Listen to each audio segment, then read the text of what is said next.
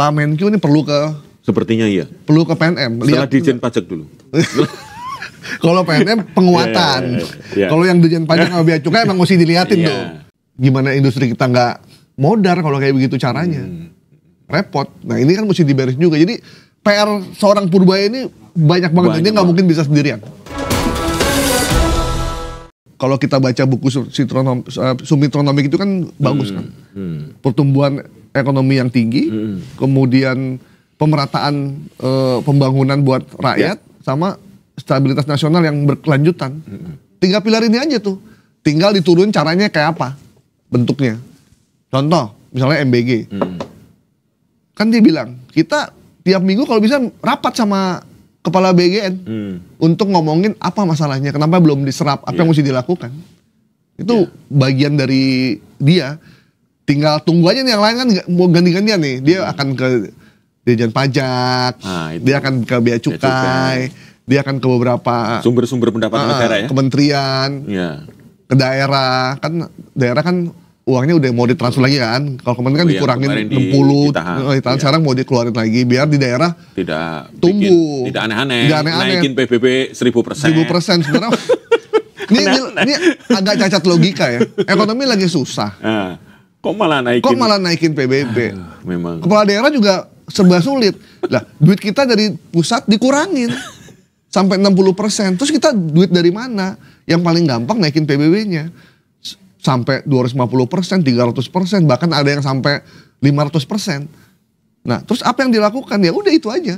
Masyarakat bereaksi, rusuh malah gaduh dan seperti sekarang gitu. Jadi ini saya nggak tahu nih kebijakannya jadi aneh gitu.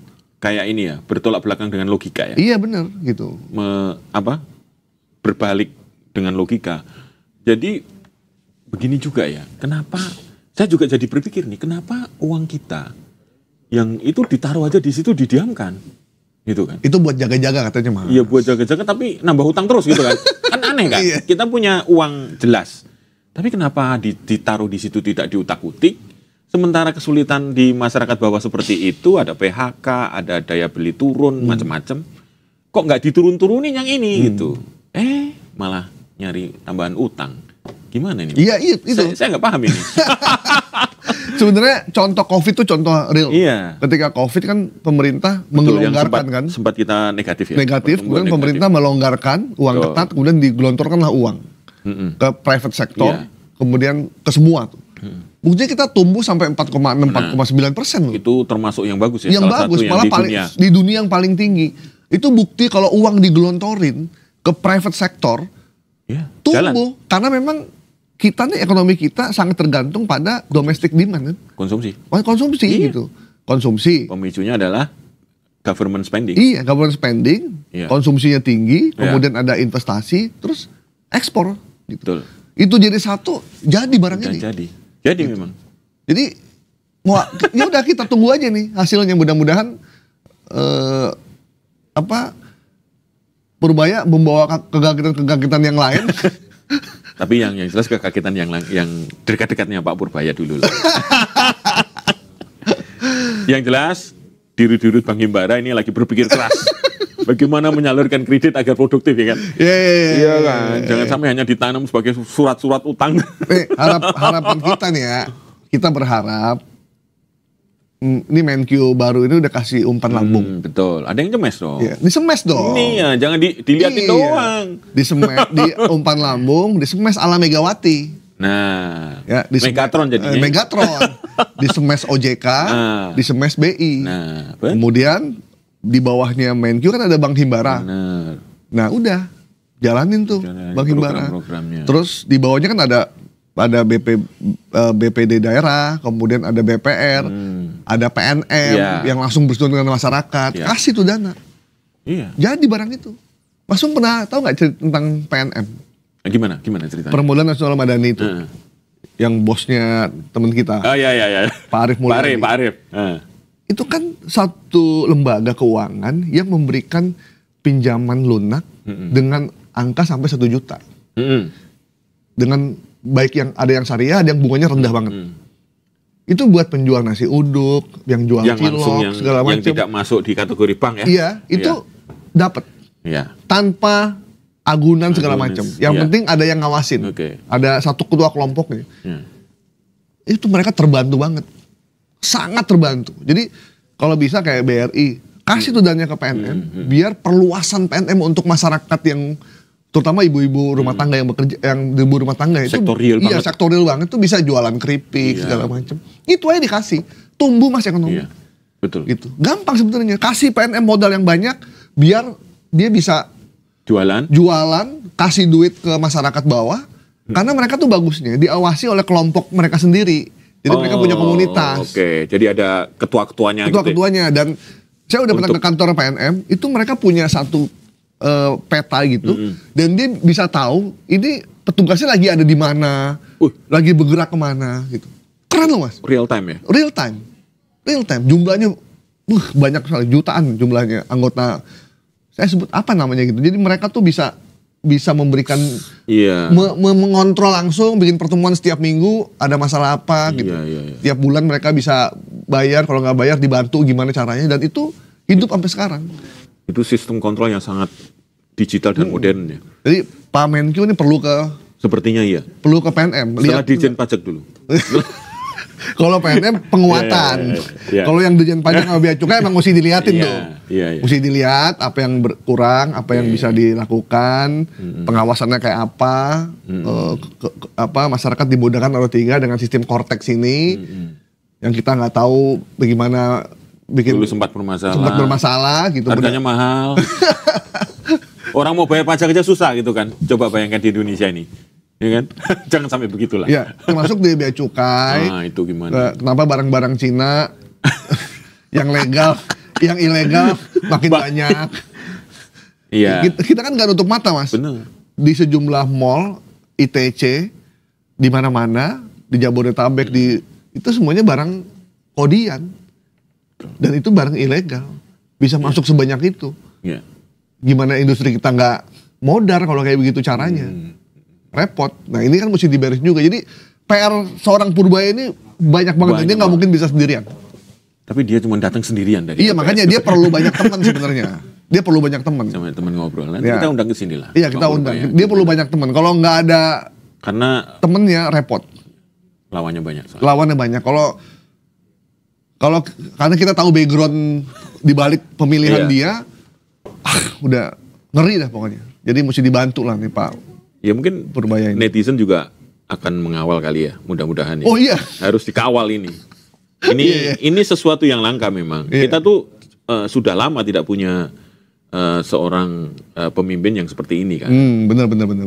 Tapi ini juga sih, kita juga harus ngawal juga. Maksudnya gini, jangan sampai target utamanya jadi tidak tercapai. Ini media harus mengawalnya secara kritis juga kan. Nah kalau misalnya gini, ada problem misalnya, orang kan langsung 200 memang gampang, 200 triliun disalurkan ke untuk ekonomi langsung numbuh gitu. Kan enggak juga. Nah kalau itu kan soal lain gitu. Yang penting bahwa terjadi kebocoran atau apapun masalah ketika disalurkan, ya itu udah nanti berproses dengan sendiri. Itu kan hal yang lain. Ada penegakan hukum, ada pengawasan. Nah, nanti misalnya daripada nggak diapa-apain. Nah makanya kita kan berpadu gini. Kalau orang ini orang-orang bijak itu berkata, kalau kita melakukan sesuatu itu salah, nilainya 1. Kalau benar, kita melakukan sesuatu, benar, nilainya 2. Kalau tidak melakukan apa-apa, nilainya 0.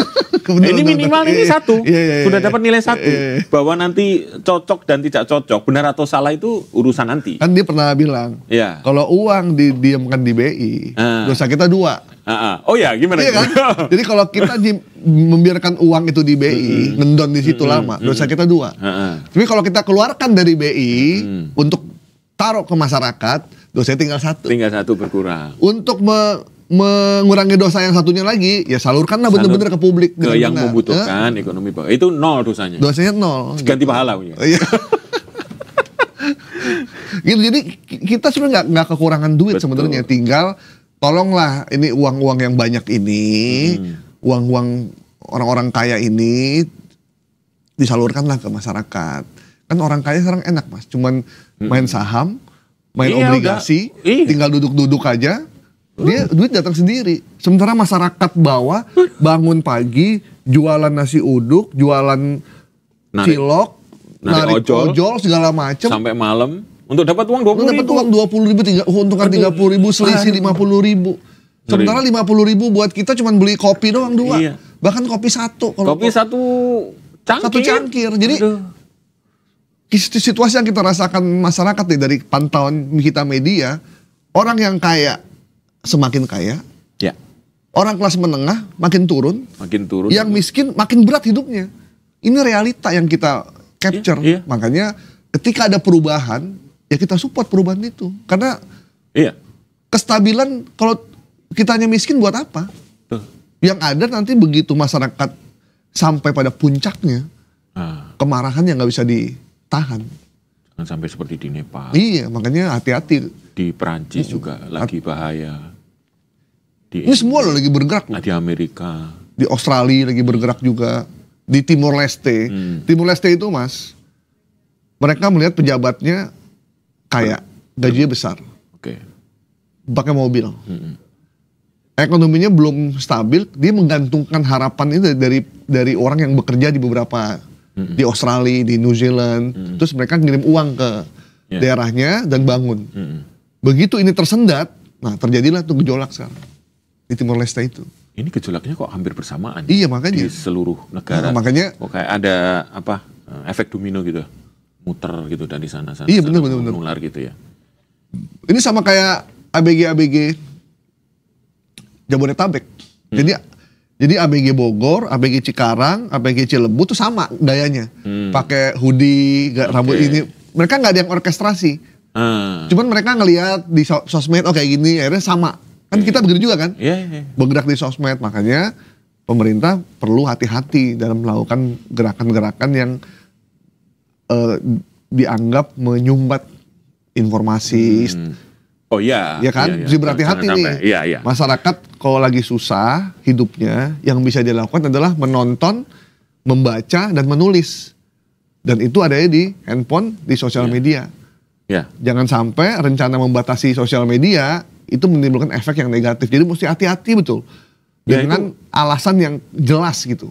Komunikasi jelas ke publik. Iya betul. Gitu. Itu harus dilakukan dengan sangat dengan survei yang sangat bagus ya. Jangan sampai nanti itu menimbulkan backfire. Karena ini udah euforia orang. Iya betul.